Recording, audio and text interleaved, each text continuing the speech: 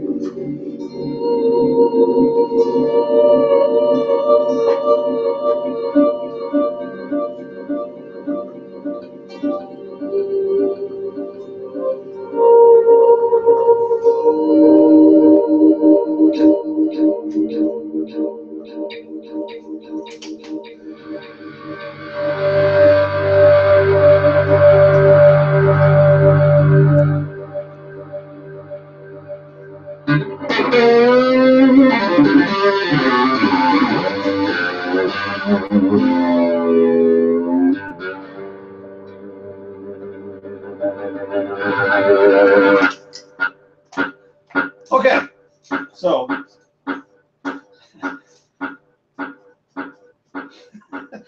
what just happened with my Whammy bar? Well, a couple things. I want to throw you a couple of my general ideas and uses of what I do with it. Single note playing, chordal playing, probably more so than the single note playing. Things I do with delay, clean versus gain, and all kinds of stuff like that. First of all, what am I playing? This is a Vigier Excalibur, and this has a Vigier designed tremolo system, which we should talk about that word too. But that's what we call them these days. Incorrectly as it may be, we call these tremolo systems. And this one is designed by Vigier, made by Schaller, but it's their own design. It's called the Vigier 2011. And it's a totally different design. We'll talk about designs, and this being the first one. This is actually its own design. The way it was explained to me is it doesn't sit on two posts like a Floyd Rose does. This actually sits on, how did DJ describe it to me? I think it was, he said it was needles. And it's for a smoother feel, but most importantly for a better, more consistent 0 point. So let's go over some terms. What does 0 point mean? That means when you let go of the bar, wherever it lands, it's supposed to land in a way that goes back in tune. So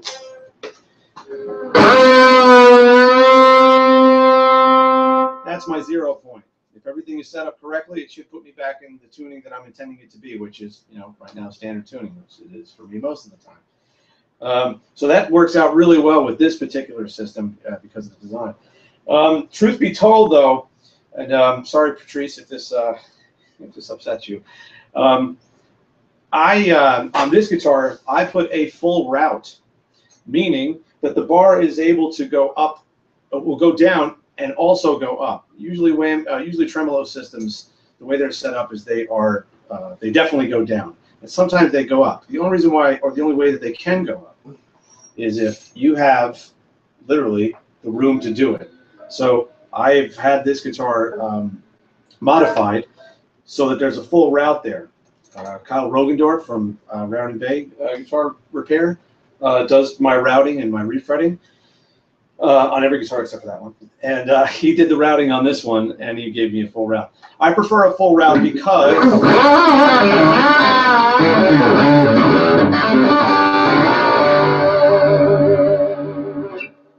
it's more free to get vibrato.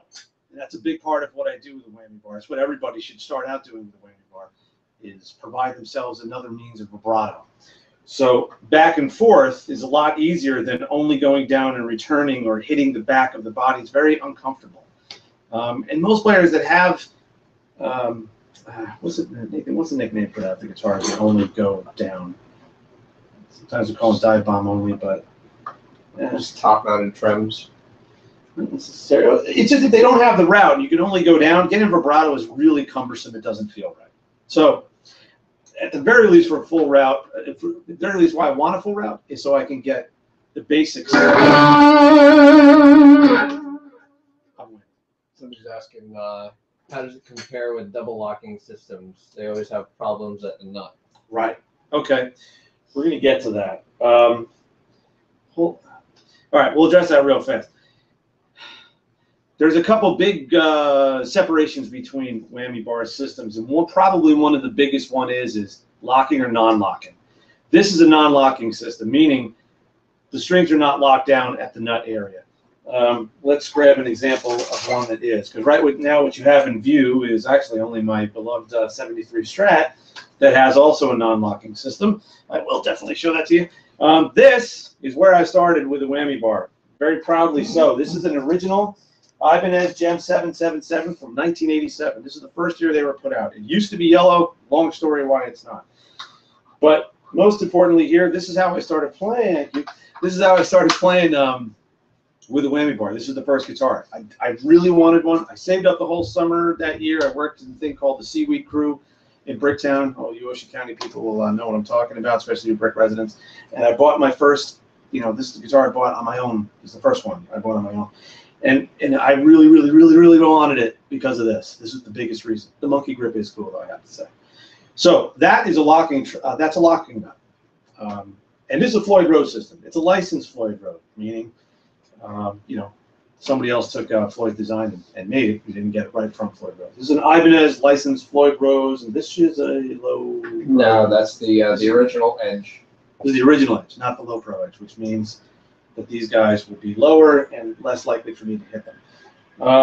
So, what was the question about the? How is the Vigier's trem different from double locking, and they obviously got problems at the nut? Okay, so the big difference is the Vigier is non-locking. This is locked. However, with the locking tuners on the Vigier, it does. With a locking system like this, you're going to have standard tuning machines. And basically, again, locking or non-locking. I don't have locking tuning machines on this because I have a locking nut. No reason to have one. On the Vigier, there is locking tuners. If you're going to have a tremolo system on a guitar without a locking nut, you're definitely going to want to have locking tuners. And frankly, it's a lot easier to string strings with a locking tuning system. I've gotten so used to it because many of my guitars have them that don't necessarily even have locking. They have tremolo systems at all. I like locking tuners with or without it. It just makes it easier, and it does help with tuning stability overall. So,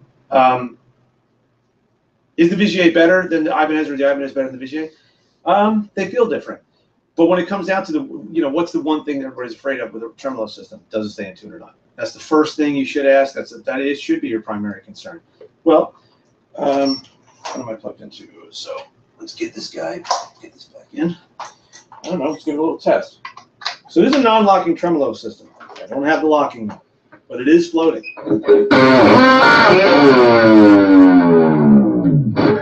I just dumped the bar, dive bomb, whatever you want to call it. I'm taking that bar and taking as far as I can, which is usually down to the body.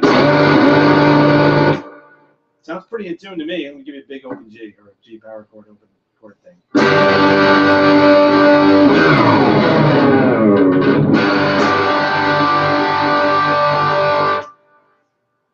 What do you think?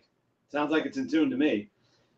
When the environment is right, it will be good to you. So let's go over that. Get a pen and paper. Here we go. New strings, properly stretched.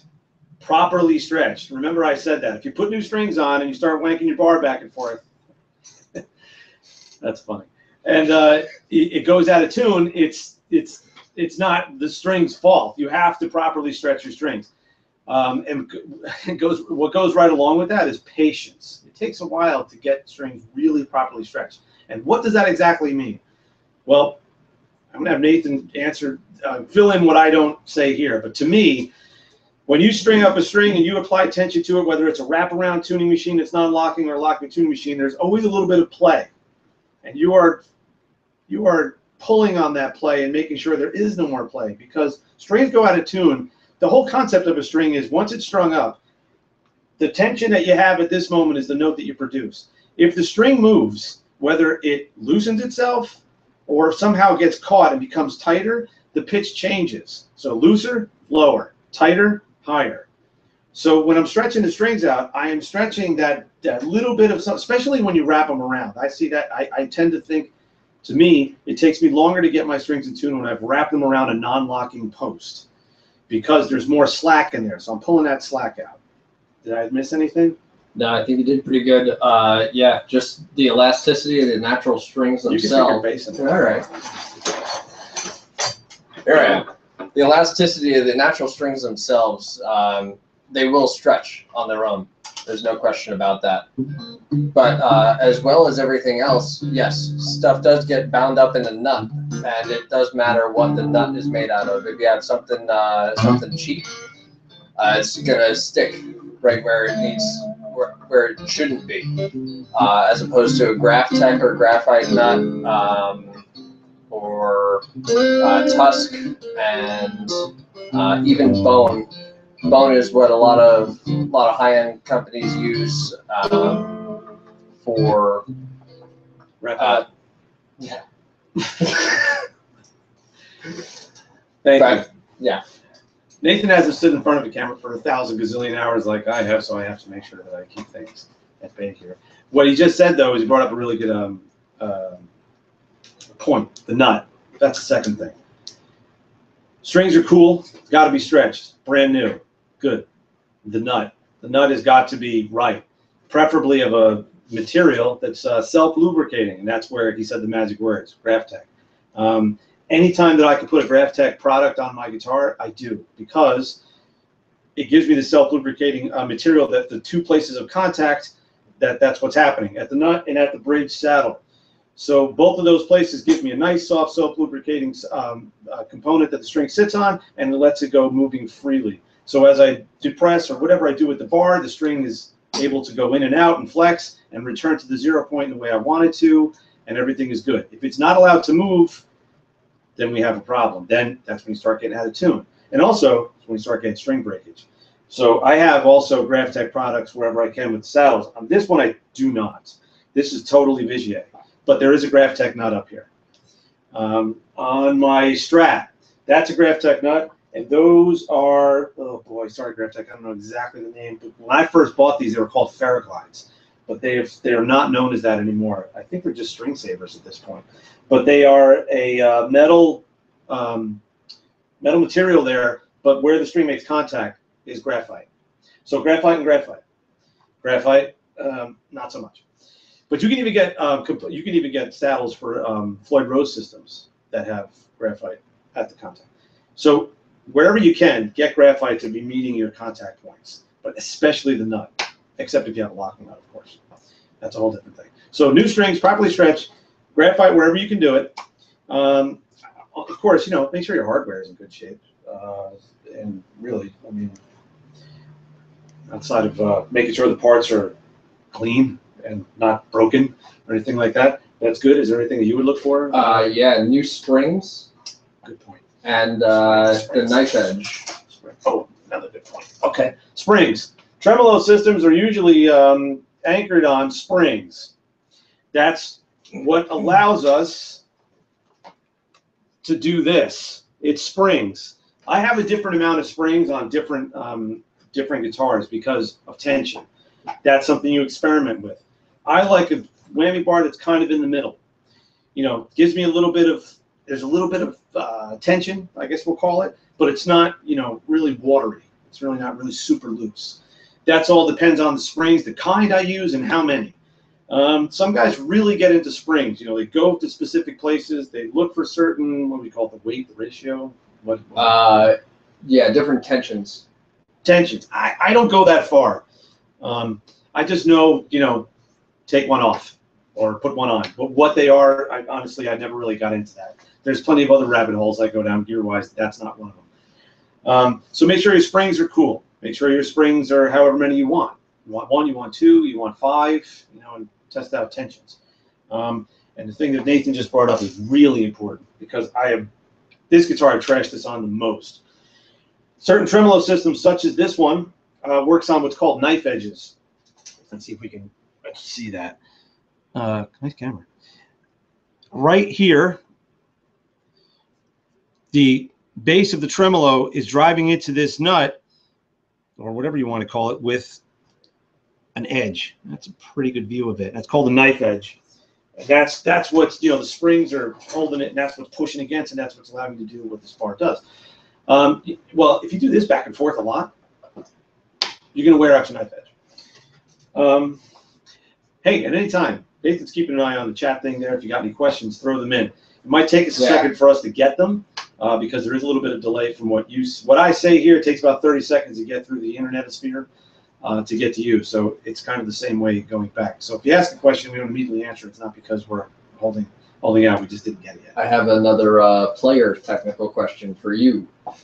How to keep other strings in tune while you're bending with your left hand? Yes. Great question. Okay. What guitar should we do that on? Well, I don't think we've heard the gem, right? I don't think I even fucking know. And actually, while we got the gem in, let's give it the dumb test. So let's use that as the reference. Will it still sound that good after I do this?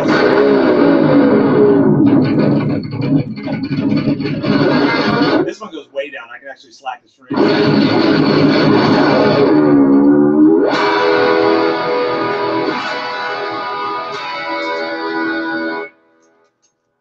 Pretty good.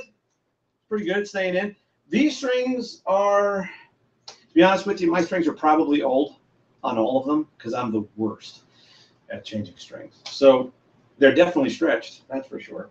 There is the advantage of locking in. Okay, that question. This is a fantastic question, and this is a whammy bar bummer. So, well, it's actually a bending bummer, but well, it's bending with whammy bar bummer. So here's the conundrum. So bending a note, right? Okay, so I am bending a D to an E. Here's my E. Here's my D to E. Ooh, that's right. Right? Well, the problem is when you bend a string, this guy is set up to be at the 0 point as if you're not doing anything to your guitar. When you fret notes, it doesn't interrupt this. When you pull the strings, it does. I mean, you might even be able to actually see this. So when I bend a string, watch the bar. Let's see if you see it. Look at the what do you call it's back here, and watch them.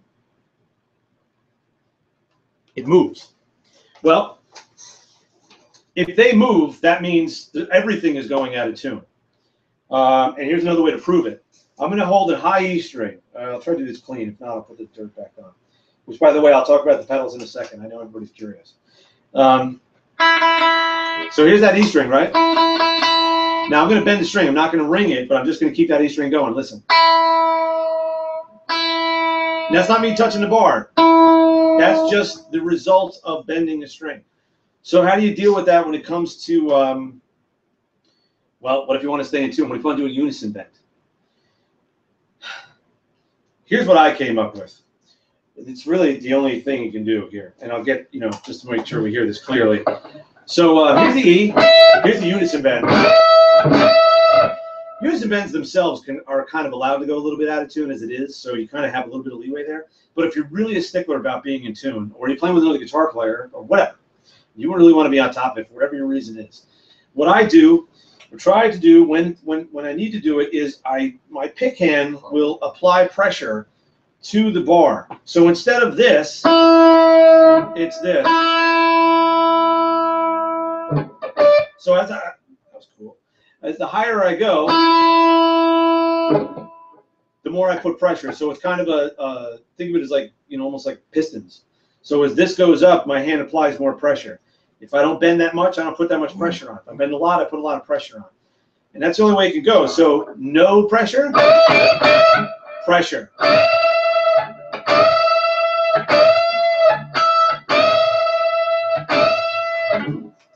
Takes a little practice. That's the only way I've ever known to be able to deal with it. I like the pitch movement. Obviously, look, overall, and actually going back to my very first TrueFire course called Funk Vision, there's a section on there called pitch modulation, and I love moving pitch in any way that I can, whether it's through my hands, through a piece of hardware like this, like a Whammy bar, or even a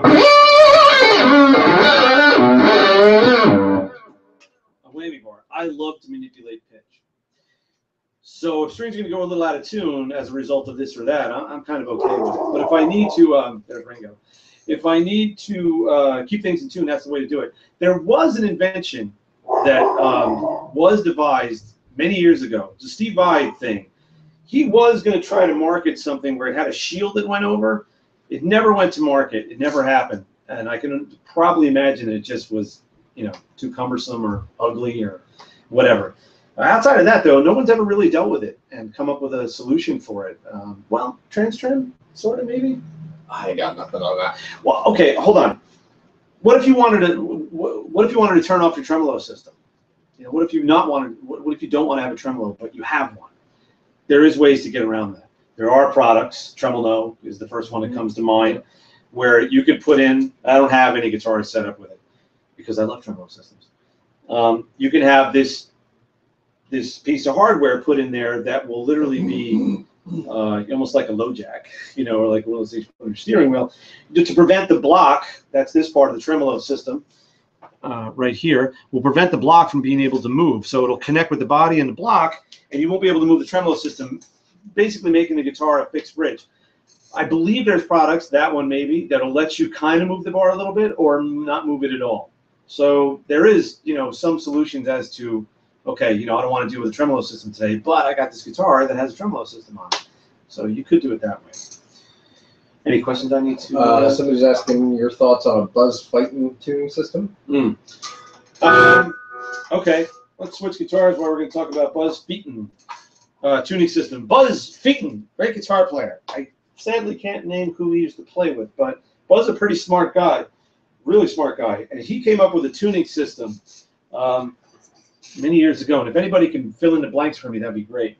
But basically, this thing we're talking about, the Buzz Feiten tuning system, is it's supposedly, and I hope I get this right, it's better math. He moved the position of the nut. I think that's all it is. If Gene Baker's watching, he can nail this, because I used to have a Baker many, many years ago when Gene was making Baker guitars. He makes them now again, but this is going back before there wasn't any Baker guitars. That's a whole other thing. But anyway, I had this wonderful Robin Ford model guitar, and it had a Buzz Feiten tuning system. That was the thing that he would feature on his guitars. And it was good. Honestly, did I hear the difference? And I actually even had for a while, you can get tuners that had the Buzz Feiten setting on it, and I had one. I got it for that guitar. It was like a chord something. Chord makes every kind of tuner, right? And there was a Buzz Feiten. There's a Buzz Feiten tuning system or Feiten tuning system setting on it. Did it sound any more in tune to me? No, to be honest with you, it did not.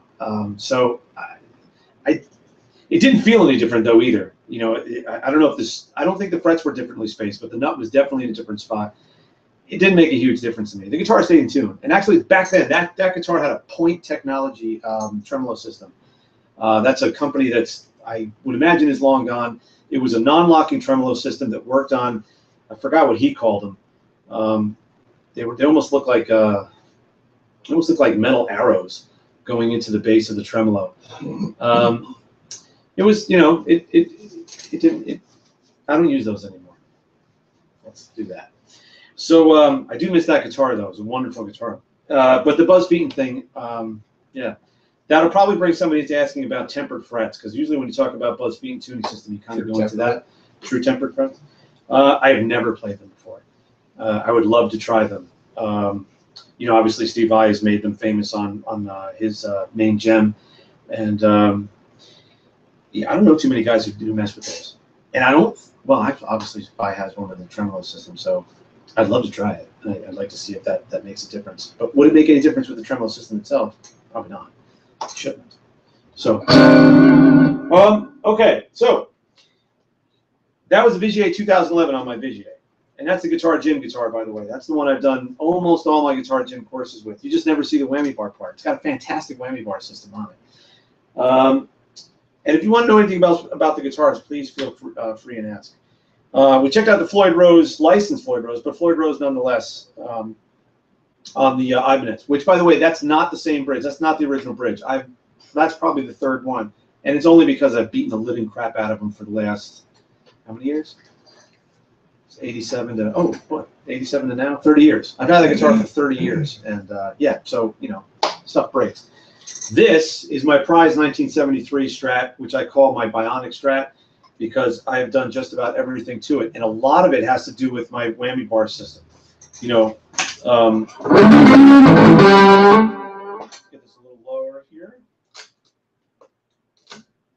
This guitar stays in tune, non-locking system, just as well as my other ones do. So let's do the dumb test.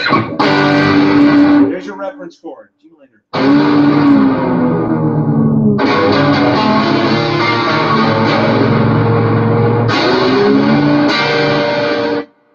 Stays in tune for my friend who was asking before about, you know, the non-locking systems.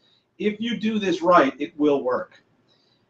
So again, these are strings, definitely stretched, not new, but they're definitely stretched. Graphtec products on each end, locking tuners. These are Spurzels. If you guys are listening, I'd love to upgrade these tuners because the gears on here hurt like hell when you change the strings. I am meaning to get the ones that have thicker, whatever you call it, in the back. But anyway, locking tuners, Graphtec, strings stretched. There is actually 4 springs on this one. And what was the other stuff we were talking about? Well, what is this? This is a hip shot bridge. This bridge has been on this guitar since this guitar was made into Steve Austin when I got it. I bought this guitar in 1998 in 30th Street Guitars, my good friend Matt Brewster's place, where I got a lot of dear friends working there, including Jimmy Archie. And Matt made sure a young dude like myself, barely getting by in New York, was able to buy a very cool Strat. And luckily, at the time, 70 Strats were not as astronomically overpriced as they are now. And this one was magic. I knew it from picking it up. It was in horrible shape. And I kind of brought it back to life. Nothing on this guitar is original except for the wood and this this jack plate for the input jack. So when I redid the guitar, which I think had a Point Technology on it back then, and I took that off, and the hip shot went on. So this hip shot's been on most of the time I've had this guitar. Has a full route, as you can see, and the route is a little bigger than the bridge because it's not the original bridge. Flip the guitar over. Somebody was wondering if it was a 3-bolt. Yes, very good, very good. Cool question. This is a 3-bolt Fender, yes. You know, shark fin headstock. And check out the Tiger Stripe. That's awesome. So this guitar, you know, was really completely intentionally put together to have a floating tremolo system. Remember what floating means? Floating means that you can pull up and it has a route. I knew I was going to want to do that. I wanted a Strat, and I wanted it to be able to do what my Ibanez did, but I also wanted to get out of using a locking nut. At the time, I was real pissed with those things because, can I say that? because I was tired of unlocking stuff. You know, I just wanted something different, and all these innovations were coming out, and it was time. It was because I tell you what, when I got that thing, if you told me that, you know, why don't you get a tremolo system without a locking nut, anybody in the 80s would be like, what? You know, you can't have it. Got another point. Somebody's asking which style trem you preferred. Which one do I prefer? You know, the reason why the reason why the guitars have the tremolo systems they have is because they're right for the guitars. They definitely do different things. I'll be honest. I feel like I mean, you ever watch Steve Vai do his thing where he picks up the guitar and, you know, wiggles it back and forth, basically holding onto the arm? You can do that with that. The Floyd just feels right. You know, it's really stable. I've never ripped one out of a guitar, and I got the locking nut. So I really feel like I can, you know, I don't know, hang that thing out a car window doing 70 doing this, and I'll pull it back in and still be in tune. Would I do that to this? I don't play like that on this guitar. You know, this bridge is perfect. Every year I go to NAMM, I stop by a hip shot and shake the guy's hand and say thank you, because he made the most perfect bridge for a guitar that I truly love. I mean, this is probably, you know, next to the Gem. These two guys are my all-time favorite guitars. This one works really well because of the bridge that's on it. It's the perfect bridge. So I can't believe nobody's asked that thing. That's like the king question for this guitar all the time. Actually, maybe you haven't seen it yet. I'm just going to put it out there. I'll answer the question if anybody does. Here, look what's on the guitar. See? Okay. Okay. So, hip shot. Ooh. Check this out. Okay, looking at this flat. If anybody has a hip shot bridge and you know, really look at yours a lot, look at my arm. Not this one. This one. This arm was bent.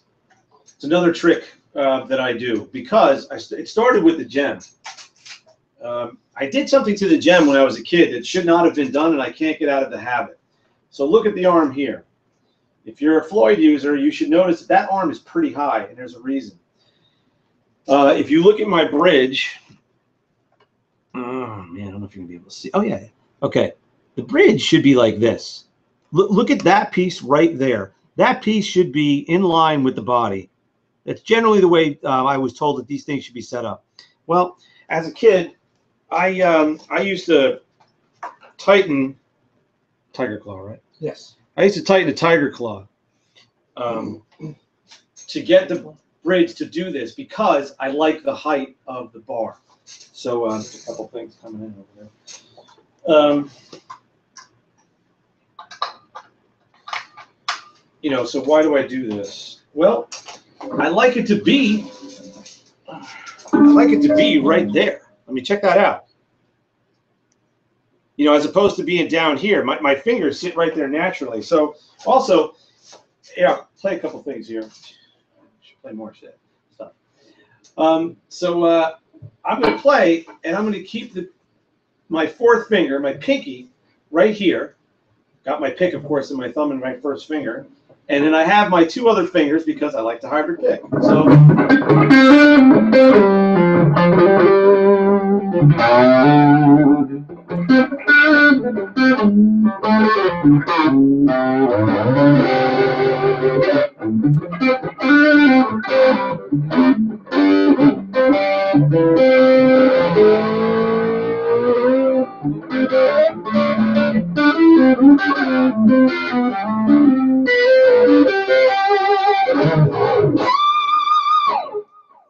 there's a lot of different things that I'll go through, but a lot of times, generally, I'll have that bar wrapped around my fourth finger so I can use it, and also so I have it there, because if I don't, I like my bars a little loose. Me and Nathan were just talking about that before, where he did a Popeye job on putting one of the bars on, and I couldn't move it. I like it to be free, not totally wiggling, but free. So my pinky will keep it there, because if I let go, it should fall. That's the way I like it. So I keep it there, and I make my usual techniques I like to use available. But then, you know, when I get to more aggressive stuff, I will wrap my other fingers around and do whatever, you know, like for dive bombs or more exaggerated vibrato or this and that. For instance, when I got up here to that high bend, I use all my fingers. And that probably is the most basic thing that a whammy board would afford you, is another means of vibrato. And I use it, you know, in places where it's either impossible or just better to do with the bar. A bend is a great place to apply vibrato. Couple reasons. One, when you start applying vibrato with a bend, you risk never coming back in tune. Also, you know, depending on strings and tension and frets and all that stuff, sometimes bending's hard. And once you get there, you know, you kind of don't want to ruin it. So, and you want to add vibrato, so why not do it that way? You know, let me talk about some influences too. 2 seconds. 3 questions you could answer all at one time. Okay, 3 questions. Thoughts on Wilkinson, Super V, and Bigsby trems? I had a Wilkinson on a guitar that was made by a company called First Act. And if you dads or moms out there who have toys for their kids, yes, this is the same company that makes those bongos that you buy in Walmart. For a short period of time, sadly short, they made guitars in Cambridge, Massachusetts. And I will, and you know what, I'll answer the other 2 real fast. I've never played a Super B. Looks really cool though. And Bigsby? Bigsby, yeah. Bigsby is one of the ugliest looking things I've ever seen put on a guitar. It does work though. I mean, and again, if you set up your stuff right, you can have success with a Bigsby. Are you going to be able to do lots of things with a Bigsby? No. But I mean, you know, if you need that look and you're doing things that you usually see Bigsby type of guys do, yeah, it could be cool. It's just not my thing. I want more. I need more, and that a Bigsby is just not going to give. So, First Act. This is a First Act guitar. This is the First Act guitar that First Act made for me when I was teaching at Berkeley, because they are a Boston-based company. They're actually on Boylston Street, about 2 blocks over from some Berkeley buildings. And I was lucky enough for them to choose me to make a guitar for. They did for many artists, and me and Professor Fuzinski were 2 Berkeley guys they made it for. So they said, whatever you want. And one of the things was, well, a lot of things, and actually those things dictated why this guitar is made the way it is when it comes to tremolo. I wanted some electronics in here that are kind of, you know, not normal. I have a volume slider. That's my volume control. I have a kill switch. I have a pretty aggressive push-pull tone control. I have a series and parallel switch. Because of that, I have a huge control cavity. Because of that, I can't have the route that a spring-loaded tremolo system calls for, but I definitely wanted a whammy bar. So at the time, maybe there was more choices, but the choice back then was the Skyway tremolo system. It was a top-loaded tremolo system, so it allowed you to have that on a guitar that didn't give you the availability to do the full route, or the cavity, I should say, back there. Well, I don't have the Skyway system anymore. And it required that much of the guitar to be cut out. What happened to replace that was this Kaler. Say what you will about a Kaler. Might not be the prettiest thing in the world, not as ugly as a Bigsby, but it works. It works really, really well. Let's give it the dump test. Let's get a chord to reference. You got any requests, Nathan? What's that? Chords. Chords? Chop, chop, buddy. E minor 7. Oh, thank you. Let's get more of an Alex Lifeson type of E minor 7. Remember, did I say this before? Alex Lifeson was one of my primary influences, oddly enough, for whammy bar use. I love the way he uses it for vibrato. Okay, so there's our chord. Let's dump it. Let's raise it.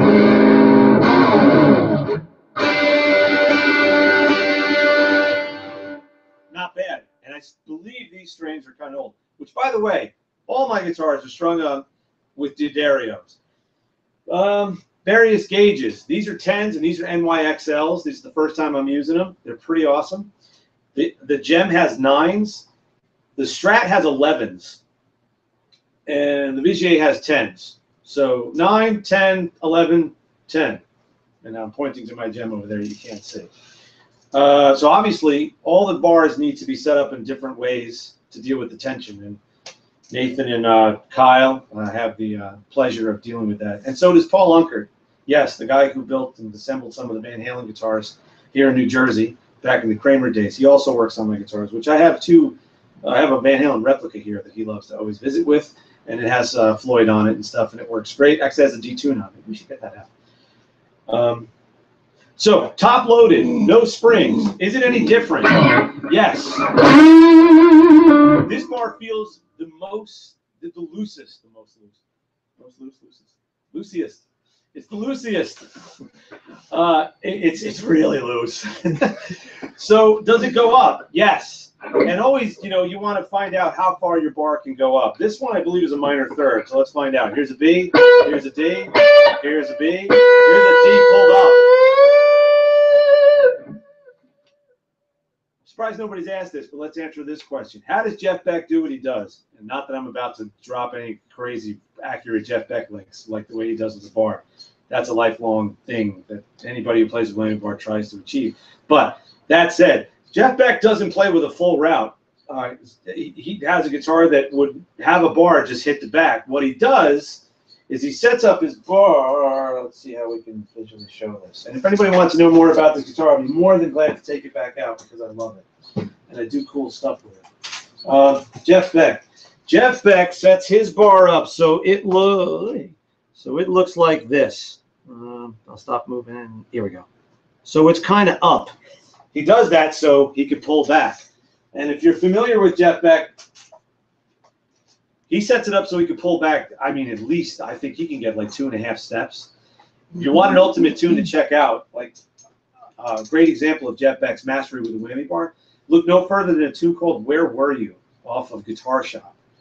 It's mind-boggling how accurate he is with with melodies. I'm about to really put myself out there and butcher this crap.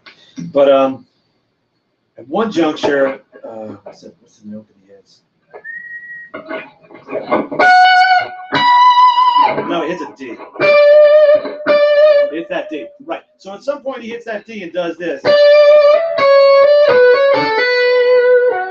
think he goes down that far. So.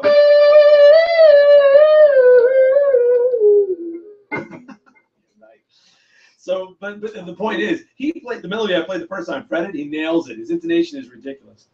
Who's really good at that stuff, emulating Jeff Beck in every way possible? Steve Lukather. And with the bar, too. He's crazy good. Like, we didn't know that, right? But his bar technique is pretty nuts. Somebody was wondering, scooping chords, when you come into them, do you use a half step or a whole step, and does it matter? No. It definitely doesn't matter, and it's definitely not an exact science. Scooping chords, you know what? I should do that on the strap. I'm glad you brought that up, because I said this in the very beginning. I probably use a bar more for chords than anything else. So what are we getting at here? This. It's a beautiful, beautiful sound.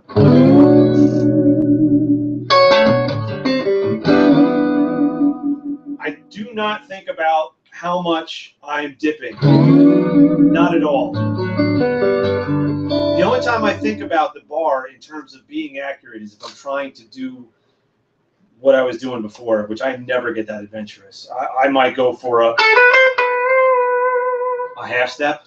You know, that last thing I hit was a harmonic and I pulled it up. See, come on. God, I'm the worst at it. I could pull up pretty good, but when I go down, my intonation's horrible. But back to chords, no, I don't think about it at all. You know, how far? Just do it. And again, my floating bridge systems all allow me to get a very watery, very free vibrato with chords. That's really what I care about. Especially when you get high register. It really, really sounds nice. And real fast, how am I getting some of these sounds here? Because it's not, there's a little bit more going on than just the bar. I'm using the bar to coexist with, you know, effect concepts like time-based effects, reverb and delay. So I have a trio here of Strymon pedals in front of me, all the big guys, Mobius, Timeline, and Big Sky. And I'm using Timeline and Big Sky for Well, here's the reverb. Because I'm using a non-reverb, I have a 1964 Fender Deluxe right next to me. It has no reverb. So I'm providing myself a reverb through the Big Sky. And then I also have just a little bit of delay, very little actually, with the timeline. It's just a digital delay machine in there. Put that together though with going through chords.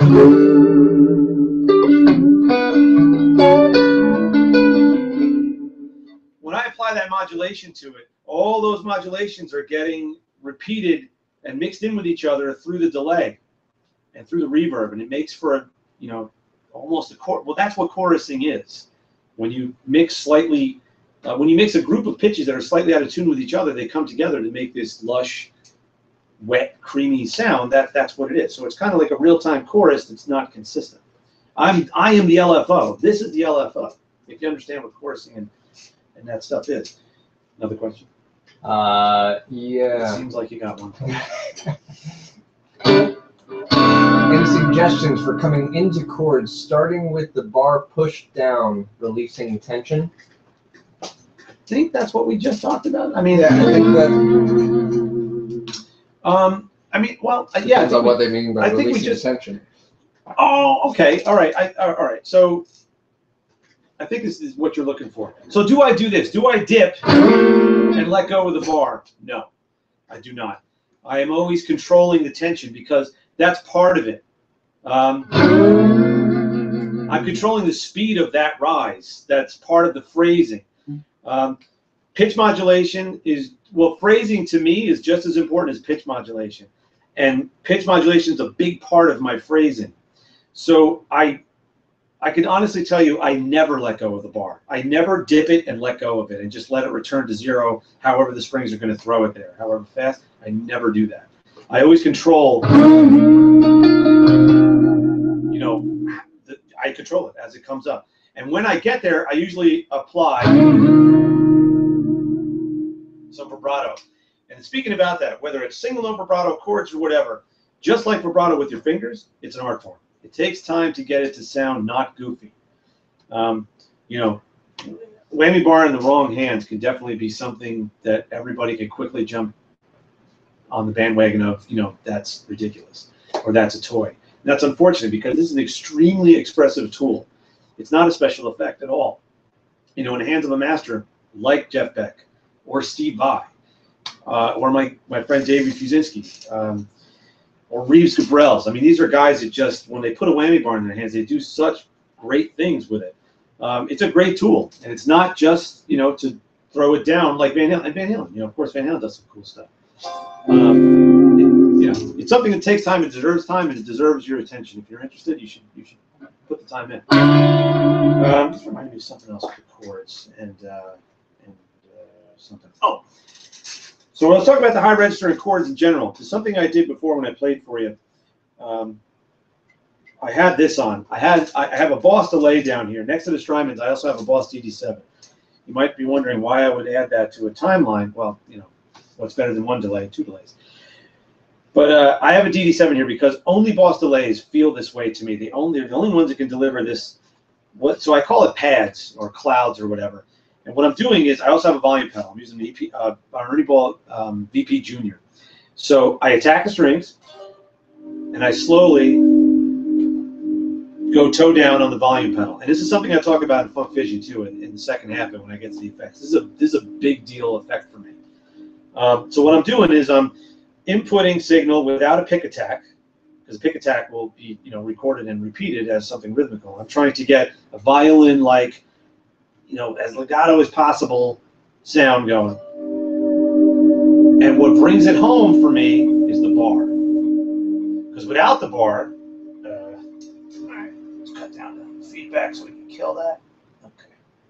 Without the bar, you get this. Not that it stinks.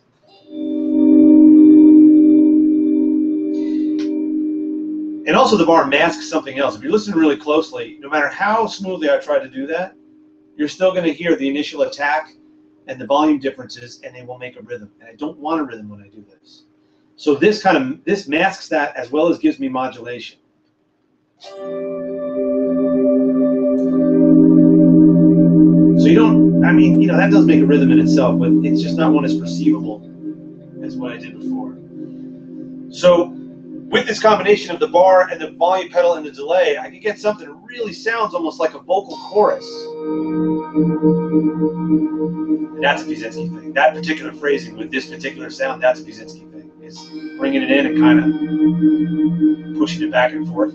I 100% stole that from him. But this idea of doing this, honestly, is not from him. But when I saw him do it, I was like, oh my God, he's the other guy that does this, because I thought I owned it. I definitely did not.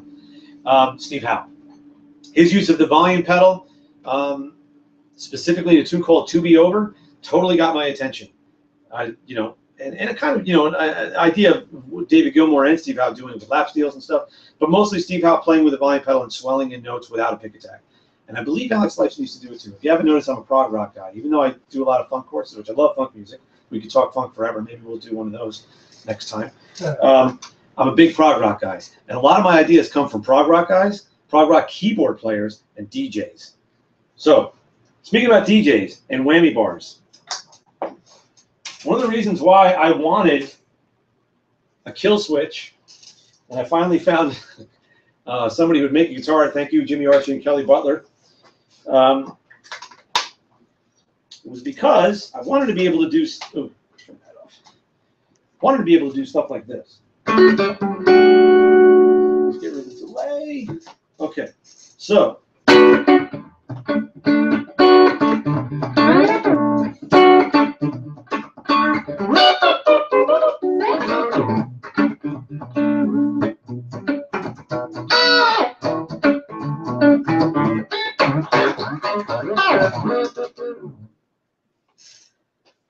So again, going back, like I said, a lot of my ideas come from DJs as well as keyboard players and prog rock guys in general. So the kill switch is giving me the stuttering effect, and anytime I want it, the whammy bars give me the pitch modulation, and the whammy pedal that I have downstairs here in the pedal board gives me the pitch modulation, which, by the way, I can show you one because I have a spare. It's the only pedal I have in my entire collection. I actually have a spare because if this one broke, I'd die. Welcome to my pedal closets. That whammy pedal I'm using is one of these, and this is actually a mint condition one. No, you can't have it. This is a Digitech Whammy 2, not made anymore. And the reason why I like these guys is because it's the only one that they made, well, besides the terrible XP, whatever it was, that has a foot switch to allow you to go through the presets. The bummer about this is for some reason they put a trim control on these, which actually I've grown to like. But anyway, that's the whammy pedal I'm using downstairs in the pedal board, which I think I've told you what everything is in there except for the overdrive pedal. The two overdrive pedals I'm using is an Amp Tweaker Tight Drive Pro, which I absolutely love because it sounds great and it has some of the coolest design ever. And I have a Wagner Uberschall. It does not sound anything like an Uberschall. I'm sorry, Reinhold, it doesn't. But it sounds awesome on its own. Come on, if you ever played an Uberschall and you play that pedal, come on. Please, there's no question. And I'm plugged into, the first thing in my chain is called a Sonic Tonic from Eugene Sonic Labs, a.k.a. Ralph Novak's, a.k.a. Ralph Novak, who makes Novak's guitars. He dabbles in circuit designs, and he makes this little buffer that sounds like God. It sounds better than any buffer I've ever had. Doesn't need a battery. I think it does need a battery. It doesn't have an on and off switch. It's always on. But anyway, it sounds great with being in the front end. Nathan is coming up with a question. Yes, sir. 6 minutes. We got 6 questions or 6 minutes? 6 minutes. 6 minutes left. Yeah, we got a couple questions. Can you palm mute with your bars bent up like that, as you were explaining before? You mean the whammy bar itself? Yes. Yes, absolutely. Yes. Let's get the highest one. That would probably. Oh, by the way, that Strat, the hip shot arm bar bent. Paul Unkert bent that. Only the guy with the Popeye forearms could possibly put that bar in a vice grip and bend it. He didn't heat it up or nothing. He was just like, "Oh, you want me to bend that?" No. like it was nothing. So I would say the Ibanez is the highest one. Can I palm mute with it? Also, do you have any trems on multi-scale guitars? Multi-scale meaning? No, you don't. Fan frets, but. I'll talk about that in a second. that's an adventure story in itself. So, oh, it's probably still on. So, are you talking about when it's in my hand? Yes. Yeah, because my fingers are just going up with the elevation. It doesn't affect the positioning of my palm. So bar in my hand. No.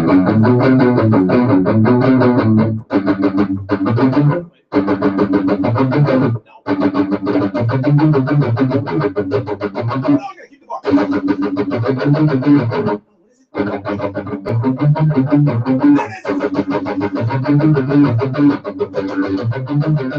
amount of time. I've been playing so much odd time stuff lately that I actually felt good. Anyway, yes. Here's a good question. Is yes. This is fun. We should do this every Thursday night. What was the other question? Fan-fret trems. Yep, I have played them. Kahler is currently the only company that makes a fan-fret tremolo system. Yeah, big scale. Conklin made their own, but Oh, they did? oh yeah, a couple of years ago they milled their own, but it's a different story. Another time. And Conklin makes great guitars. Bill Conklin's a great guy. Makes wonderful guitars. I played a couple of them. They were all pretty awesome. Now I have two fan-fret guitars. I have two Novak's guitars. They are fixed bridge guitars. I played a. It was an extended range too. I think it was a 7-string at least, maybe 7 or 8. Many years ago, when it was the first one, it was the prototype of the Kahler fan-fret tremolo system. And Michael Sherman, he's a guitar builder, had one, and he lives in Connecticut. I went to his house, and he had the guitar. He had it built there, and I drove literally. I don't know if I was living here in Massachusetts, but it took me a long time to get there. But that's how important it was to me because nobody had done this before, and he was the only guy that had one. He had a guitar built. His guitars are pretty cool, and I went and sat in his house for a couple hours. We just chewed the fat, talked about tremolos, and I just sat there and just played that thing. It worked. Yeah, it worked. My builder friends told me that they just don't do that. I work with a wonderful builder. I work with two of them. Besides Ralph, I play Ralph's guitars, but I work in conjunction with new builds from builders from Kieran Downs of Downs Guitars and Rick Toon Guitars. Just Rick Toon. But anyway, the guys build great guitars. Rick is next level crazy insane builder, and he builds with fan frets most of the time. And yeah, he's not doing that. He tried it, and it just didn't work out. And same thing with Kieran. Well, Kieran is actually mostly into headless instruments, so he's dealing with that aspect. But he builds with straight frets most of the time, and he uses headless stuff. And that's a conversation in itself. I don't have any headless tremolo system. Sorry. I do have a Downs guitar here. It's the one that you've seen me play on 30 Funk Rhythms, you must know, and also on 60 Guitar Techniques, you must know. That orange guitar is a Downs, but it's a fixed bridge. But he does work with tremolo systems. I always forget. I think they're called Johnson. Makes the headless tremolo system. I got nothing. I don't follow headless stuff. Yeah. Yeah. Maybe next time we do this, I'll grab one of those. What was the? Was there another question? Somebody was asking about your settings on the DD7, but for the pad thing. Honestly, Jesus, right now it looks like a flock of seagulls without the hairdo. They are all the knobs. Well, the DD7 first of all is set to 800 milliseconds, and the other 3 knobs for level, feedback, and delay time are all between like 2 and 3. Yeah, mostly 2 o'clock, I'd say, and I just that's the way I will set it differently here and there, but generally I don't want the effect level to be too much more than dry, like equal dry wet. I won't go to fully wet because that sounds weird. Feedback, I don't want it too long, but I want it long enough. Let's get back to that sound. Let's make sure it's not dirty. Oh, you know what? Let's let it be dirty. Because you get this.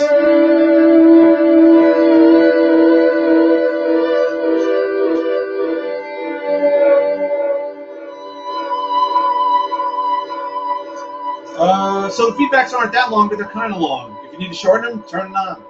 And the delay time, I don't know, because it doesn't have a readout, so I don't know what the milliseconds are. So here, anybody's got a stopwatch? I got a minute left. You want to do something crazy on it? I got a minute left. Do I want to do something crazy on it? Well, like I was saying before.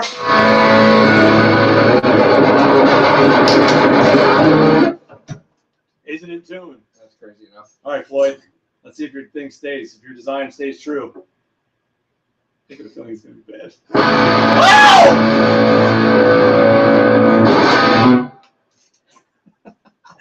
Okay, that's my first TrueFire live.